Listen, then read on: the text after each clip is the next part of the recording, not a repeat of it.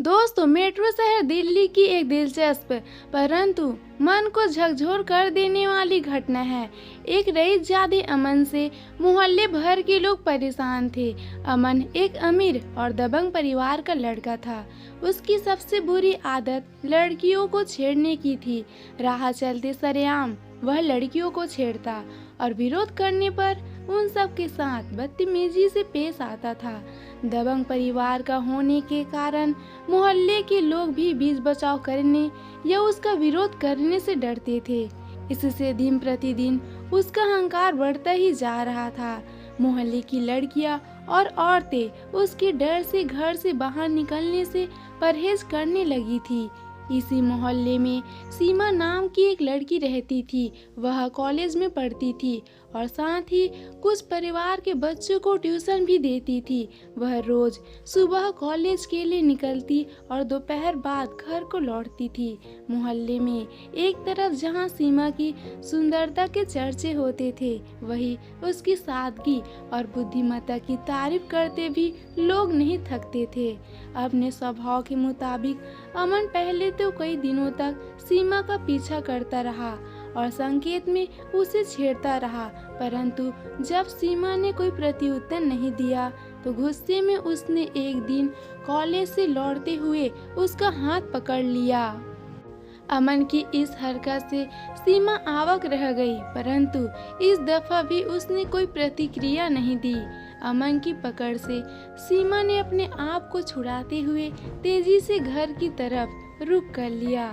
कुछ दूर तक अमन भी उसके पीछे भागा, परंतु जल्दी ही सीमा एक गली की ओर मुड़कर अमन की नजरों से ओझल हो गई। सीमा की इस हरकत से अमन काफी नाराज था। उसने मन ही मन सीमा को सबक सिखाने की ठानी और अगले दिन का इंतजार करने लगा। अगले दिन अमन सुबह ही गली की नुक्कड़ पर सीमा के कॉलेज जाने का इंतजार करने लगा, परंतु काफी समय बीत जाने के बावजूद सीमा नहीं आई। फिर अमन ने सोचा कि शायद वह उसके डर से किसी और रास्ते से कॉलेज को निकल गई होगी। तब अमन ने एक बार फिर अपने मन को समझाते हुए सीमा के कॉलेज से लौटने का इंतजार करना बेहतर समझा। आज अमन के सर पर सीमा को सबक सिखाने का भूत सवार था। वह किसी भी तरीके से आज सीमा को पूरी मोहल्ले के सामने जलील करना चाहता था। आखिर सीमा ने सरेआम उसके बादशाहत को चुनौती दी थी। आज सीमा को सबक सिखाने के लिए अमन अपने साथ मोहल्ले के और 3 टपोरियों को भी साथ लाया था, परंतु एक लंबे इंतजार के बाद भी सीमा वहां से नहीं गुजरी। सीमा के कॉलेज से आने का वक्त भी बीत चुका था। अमन असमंजस में पड़ गया। वह यह भी नहीं जानता था कि सीमा कहाँ रहती है और न ही अपने अहंकार में वह किसी से सीमा के घर के बारे में पूछना चाहता था। अमन उथेड़-बुन में ही था कि अचानक उसे सीमा सामने से आती हुई दिखी। वह खुशी से उछल पड़ा और बीच सड़क पर आ खड़ा हुआ। सीमा ने दूर से ही अमन को देख लिया था, इसके बावजूद वह डरी सहमी आगे बढ़ती रही। रास्ता रोके खड़े अमन के नजदीक आने पर वह रुक गई और बगल से निकलने की कोशिश करने लगी, परंतु अमन सीमा को आगे नहीं बढ़ने दे रहे थे। रुक जाओ मेरी जान, जल्दबाजी अच्छी नहीं होती, सीमा ने हिम्मत करते हुए कहा। मुझे जाने दो। कैसे जाने दूं? जब से तुम्हें देखा है मेरी रातों की नींद हराम हो गई है। आखिर तुम मुझसे चाहते क्या हो? अमन ने अपने साथियों की ओर देखकर हंसते हुए कहा। लो पूछो, आखिर एक आशिक क्या चाह सकता है? मुझे जाने दो, मैं बहुत बड़ी मुसीबत में हूँ। मुझसे टकराने पर सभी लड़कियाँ यही कहती है और बाद में मेरी बाहों में आने पर उसे मुसीबतों से छुटकारा मिल जाता है। तुम्हारी भी मुसीबत दूर हो जाएगी बस एक बार। अमन की बातों से सीमा का गुस्सा फट पड़ता है। वह मजबूती से अमन का विरोध करते हुए कहती है, बस करो, मैं वैसी लड़की नहीं हूँ, मेरे रास्ते से हट जाओ और मुझे जाने दो। मैं गरीब लड़की हूँ, मेरे पापा बीमार है, डॉक्टर को बुलाने जा रही हूँ। सीमा ने हिम्मत करते हुए एक ही सांस में सारी बातें कह डाली। सीमा की बातों पर अमन और उसके साथी ठहाके मारकर हंसने लगी। अमन ने कहा, सभी लड़कियां ऐसे ही बहाने बनाती है, मगर आज मैं नहीं मानने वाला। तुम्हें तो आज मैं अपने साथ लेकर ही जाऊंगा। अमन की बातों से सीमा सहम गई। उसने अमन की मंशा का विरोध करते हुए गिड़गिड़ाते हुए कहा, आज मुझे छोड़ दो। मैं अगर समय पर डॉक्टर को लेकर घर नहीं पहुंची तो मेरे पापा की मौत हो जाएगी।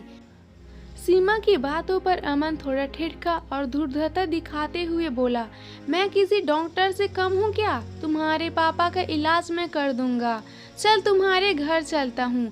अमन इस बहाने सीमा का घर भी देखना चाहता था, परंतु भोली भाली सीमा को अमन की यह चाल समझ में नहीं आई और यह समझते हुए कि अमन जब उसके घर के हालात और उसके बीमार पिता को देखेगा तो उस पर तरस खाकर उसके पीछा करना और उसे तंग करना छोड़ देगा, अमन को अपने घर ले गई। सीमा के घर के हालात को देखकर अमन को जोर का झटका लगा। एक छोटा सा घर, बेतरतीब फैले सामान और घर के एक कोने में चारपाई पर लेटा एक बूढ़ा शख्स। कुछ देर के लिए वहां खामोशी छा गई। इस खामोशी को सीमा ने तोड़ा। यही है मेरा घर। चारपाई पर मेरे पापा लेटे हैं। पापा बीमार है, माँ दूसरे घरों में काम करने गई है। पापा की तबीयत ज़्यादा बिगड़ने के कारण मैं आज कॉलेज नहीं जा सकी थी। डॉक्टर को बुलाने जा रही थी, सीमा ने कहा। सीमा की एक एक बात अमन के दिल पर हथौड़े की तरह वार कर रही थी। वह मूर्ति की तरह जहाँ था वही खड़ा रहा। उसने सीमा की ओर देखा और आत्मग्लानि से उसकी आंखों में आंसू आ गए। वह मन ही मन सोचने लगा, मैं कितना बड़ा पाप कर रहा था। मैंने तो आज तक इतनी तकलीफ की जिंदगी देखी ही नहीं है। अपनी अमीरी के घमंड में मैंने न जाने कितने लोगों का दिल दुखाया है। मुझे आज सीमा से माफ़ी मांगनी होगी और अब तक किए गए कुकर्मों के लिए मुझे पछतावा करना होगा। वह सीमा की ओर मुड़ा और हाथ जोड़ते हुए माफ़ी मांगने लगा। मुझे माफ़ कर दो बहन, मैं आज तक घमंड में जी रहा था। आज तक न ही मैंने समझा और न ही मेरे माँ बाप ने समझाया कि जीवन कैसे जिया जाता है, जीवन का संघर्ष क्या होता है। आप महान हो बहन, इतनी गरीबी में भी आप कॉलेज में पढ़ रही हो और मैं सब कुछ होते हुए भी कॉलेज न जाकर आवारागर्दी करता रहा हूँ।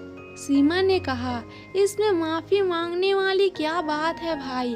अगर मेरे कारण आपके हृदय में परिवर्तन हुआ है तो मेरे लिए इससे बढ़कर खुशी और क्या हो सकती है। जो आपने किया उसे भूल जाइए और एक नए जीवन की शुरुआत कीजिए। अपने जीवन को न सिर्फ अपने लिए जिए बल्कि दूसरों के सुख दुख में भी हाथ बटाना सीखिए। फिर देखिए आपके मन को कितनी संतुष्टि मिलती है। बहन, आपने न सिर्फ मेरी आंखें खोल दी है बल्कि जीने का एक रास्ता भी दिखा दिया है। आप यहीं रुको, मैं डॉक्टर को बुला कर लाता हूँ और आज से एक नए जीवन की शुरुआत करता हूँ। सीमा कुछ कह पाती कि इससे पहले अमन यह कहते हुए अपने दोनों टपोरी दोस्तों के साथ वहाँ से तेजी से निकल पड़ता है। कहानी की शिक्षा। इस कहानी से स्पष्ट होता है कि इंसान चाहे कितना बड़ा ही क्यों न हो, जब उसे अपने किए पर ठेस लगती है तो वह माफ़ी मांगने से भी गुरेज नहीं करता। अमन ने भी ऐसा ही किया। सीमा से माफ़ी मांगने के क्रम में वह अपनी अमीरी, दबंगाई सब कुछ भूल गया। इस माफ़ीनामे में उसे छोटापन का एहसास नहीं हुआ बल्कि उसे गर्व हुआ कि सीमा के कारण उसे आज अपने गलत कर्मों का एहसास हुआ और उसकी आंखें खुली। अतः हमें समझना चाहिए कि अगर कभी भी हमसे कोई गलती हो जाए, चाहे वह छोटी हो या बड़ी, हमें माफ़ी मांग लेनी चाहिए। इससे न केवल आपके दिल को सुकून मिलता है, बल्कि सामने वाले के सारे गिले शिकवे दूर हो जाते हैं। अगर कुछ शब्दों में कहे तो माफ़ी मांगना बड़प्पन की सबसे बड़ी निशानी है और माफ़ी मांगने से कोई छोटा नहीं होता।